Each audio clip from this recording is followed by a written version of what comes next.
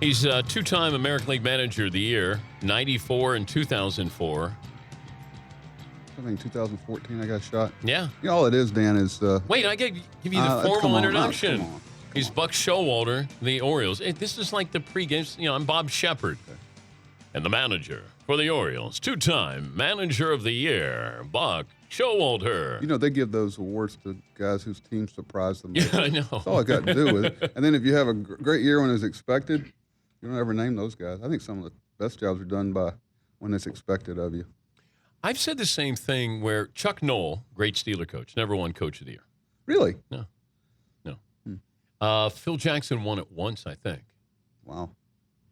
I think sometimes when you get talent, we assume that you're a great coach. I think some of the best jobs are done when it's expected of you. And I don't know. Is it expected of you this year? I hope so. I hope we've raised those expectations. You know, this isn't about being competitive, you know, and nobody's got to ever tell us how we're doing, Dan. You see it in the standings, the box scores every day. It falls underneath the, what do they call it, Captain Obvious. Yeah, but that's Fritzy, Captain Obvious. If you're doing something that's important to a lot of people, you're going to be critiqued on it. Thank God it's important to people. Tougher to manage a locker room or a game?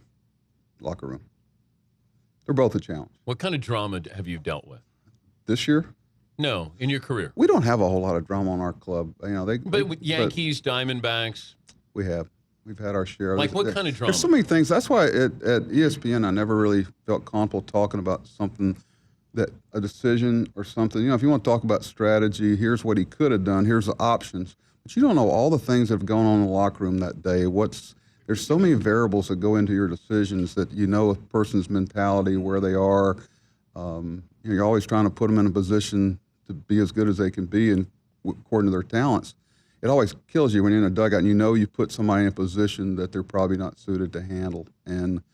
But have you ever brought in a pitcher knowing he's not the guy to be on the mound? Oh, without a doubt. You know, sometimes you can surprise yourself too. That's how you find out something. You know, the greatest accolade you can pay a man is ask his opinion on something. All of a sudden he says something, you go, wow, he actually knows what he's talking about. But you do it sometime because sometimes you give yourself less chance to win that game to have a chance to be consistently competitive the next 6 or 7 games. You have to bite the bullet sometime with a bullpen. And I think if I had to walk into a ballpark, Dan, and look at one thing that told me whether or not a manager was on top of it, I'd watch his bullpen. You know, the dry humps, the ups and downs, the getting loose. I've seen guys get a left and right-hander up in the second inning. I mean, you know who the long guy's going to be before it starts. Why would you get a guy up and start him, get him hot, get him loose, get him hot, get him cold, get him hot? That really hurts relievers' arms. What can I say to you as a pitcher to not have you pull me from a game? Probably nothing. When you're out, that's it. Yeah, I just don't think that's fair to them. What if I cry? You personally? Yeah. I just start weeping as I've gotten older, I'm pretty emotional. That might do the trick. You know, but then I'd cry afterwards after you gave up that bomb, you know? What's the gift you're going to give Jeter? Oh, thank you, goodbye. I'm glad he's retiring. Everybody is glad he's retiring. You know, we've talked about that. We thought we were original with Mo with the broken bat, bronze broken bat and everything, but I think somebody else had thought about that. You know, I think that kind of tells you something about Derek, that his substance is so much his style that what do you give him? You know, can you see him riding on a Harley around the Bronx? No. I mean, what? You got some suggestions? I'm in. The Astros gave him golf clubs, a cowboy hat, and cowboy boots. Could you see Jeter using any of those? No. I just think that's a great question because we got to think about that because I think we start and end our season with him. I think we're maybe here for the last home game. I don't know. But I've answered enough questions. Yeah. And rightfully so. He's special. Glad he's retiring. What's the meanest thing you could say about Derek Jeter? I wouldn't. Not at this point. Not in this city, I can tell you that. I'm trying. I got another day. We got to come here 2 more times. Did you ever yell at him? It's sticky. Oh, yeah. Everybody does. At some point, it's under your breath. You know, we all are paranoid about guys getting pitched. Jeter under your breath? Well, we all are paranoid about, hometown teams getting certain things. Obviously, the Yankees. When you were managing the Yankees, did you ever yell at Jeter? No. He was too young and he had alert eyes, Dan. You see him in the dugout. I remember the first day we came in from the draft. He was in the other end of the dugout, and his eyes were he was watching and aware of everything around him. Then I spent some time with his mom and dad, and I knew a lot of things that challenge players, especially in New York, off the field, are not going to be a challenge to him. He didn't take himself too seriously, but he took the right things seriously. It was funny, we had he and Jorge and I don't know if Pettit was part of that group, Posada. We took them with us during the playoffs just so they could be exposed to that. And I told them, I said, listen, I hear you guys messing around in the city at night and everything. This will be a real short stint. We'll get you to instructional league. They told me later they didn't leave the hotel room for about 2 weeks. They were scared. I felt bad now, but I hear these scouts talk about they knew what Derek was. Nobody knew for sure, but that didn't take scouting 101 to figure out he was going to be a pretty good player. 56 errors. Oh, yeah. Brian Butterfield, third base coach for the Red Sox, will tell you he had a drop step issue where he would drop his foot behind him all the time because he had more time in high school. It's one of the problems with kids come up the big leagues is their clock has to be sped up. You know, you hear it all the time. Old scouts say he's got a good clock. Machado has one of the best clocks I've ever seen of an infielder, and he made the change with his clock to third base very quickly. But Derek, but he worked on it. To this day, I watch him between innings, ground ball, first baseman throwing across, and every once in a while he'll kind of drop step. And I think he's doing it just to tweak. He's Buck Showalter, the Orioles skipper, who did an unbelievable job managing the Orioles yesterday. They had 14 runs. I stayed out of the way. Some of the best managing you do is the managing you don't do. Would you rather have Derek Jeter's career or Cal Ripken's? Wow. You'd sign for both of them, right?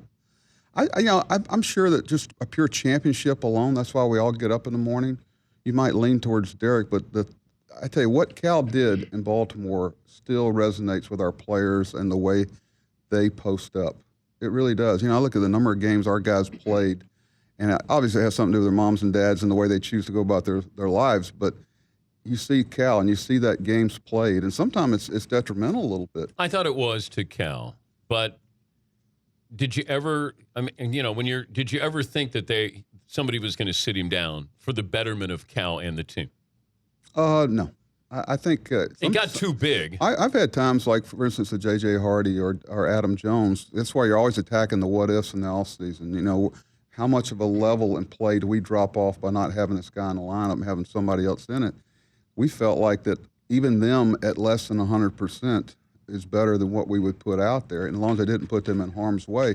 So we've improved that this year, so we'll be able to give them some more time. With Nelson Cruz, we're going to be able to float the DH around. How many real DHs are there anymore, Dan? There's Ortiz, there's a couple more, but that real DH like it used to be has almost gone away. People like to rotate around and get Adam Jones off the field, get Nick Markakis off the field, and that means a lot. What would you do with UC Puig, just on the field? Donnie and I have talked a little bit about there's certain things that you don't waste your time with. He's an extremely talented guy. He's worth trying to figure out. Does he have too much talent? Maybe it comes too easy to him. A lot of times you get their attention when the skills start going a little bit differently, in a different way. We've got a couple of guys. But as a manager, you want that challenge. That's what separates you. I tell guys all the time, what separates you from any guy we can find on the corner?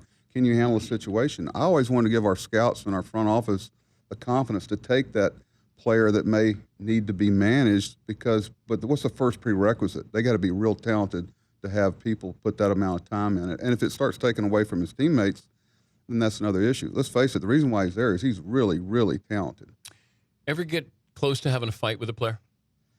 Probably replacement camp, probably the low time of my career when we had to go to replacement camp and we started releasing guys and seeing they had a criminal record, some other stuff. Frank Howard and I, 6'25", would always do that.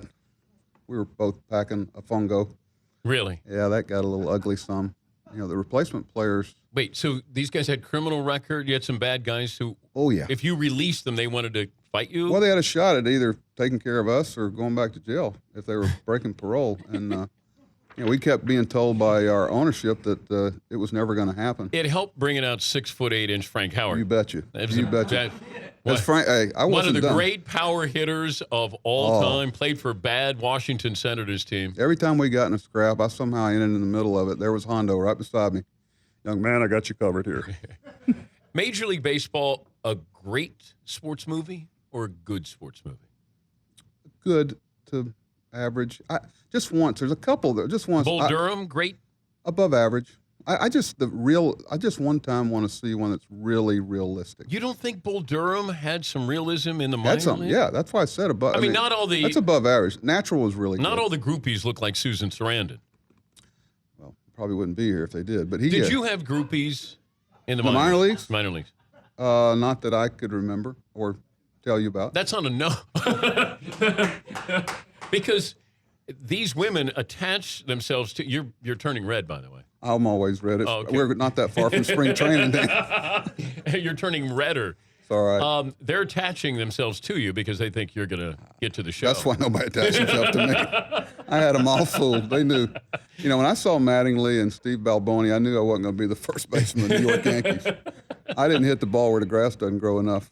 Does it still bother you, though, about not, being No, a Yankee I got over great? it. I've always been able to look at things I mean, a Yankee realistically. player. I did. I played 6. Are you kidding me? I got to play in the organization. Yeah. I got to go to camp. I remember the first big league camp I went to. Billy Martin took all the minor league managers, and we walked behind him like little chickadees behind the mother hen. How crazy was and Billy Martin? He would stop and go over a drill. Let me tell you, Billy, there was a lot of substance there. Trust me. When he got going in spring training with a drill in the back and tell it how to run it and why it's done that way, brilliant. Dan, brilliant. And Crazy. but there were certain ways that people released some tension, and he did. What was it like when you were told you're not good enough to play? I beat him to it every time. I did. I did. Wait, you told them? I knew it was coming.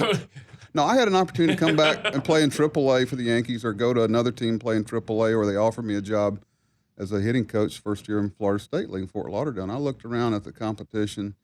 I struck out 20, 30, 40 times a year, but I didn't hit the ball in the seats. I knew the job description. So I've always been able to look at things realistically. When I saw Mattingly, I went, that's what they're looking for. Yeah. And I said, I better get on with my life. I'd gone back and finished up my degree, so I needed to get moving for $12,000 a year as a hitting coach in Florida You State didn't League. have the pressure then that these kids have or had to cheat. It never really crossed my mind. I was so naive about a lot of things. There's a lot of things going on, even in high school. I went from football to basketball to baseball. We just went from season to season to season. To this day, when I see a bio and a media guide, and I see a guy that's only played baseball year-round, it's a red flag.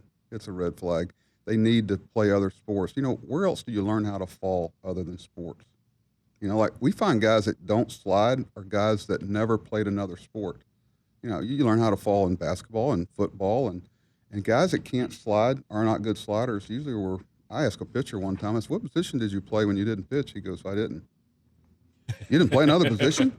That was, I don't think so, but it's fine. It's getaway day, so Buck, if you're watching, is all dressed up. It's as good as it gets. Yeah, I know. So he's got one more game with the Yankees today and guaranteeing a victory over the Yankees today. Come on, man. And the Jeter will not get a hit today. Tanaka today. How do you get your team ready for Tanaka? You never seen him, Just, do what Melky Cabrera did.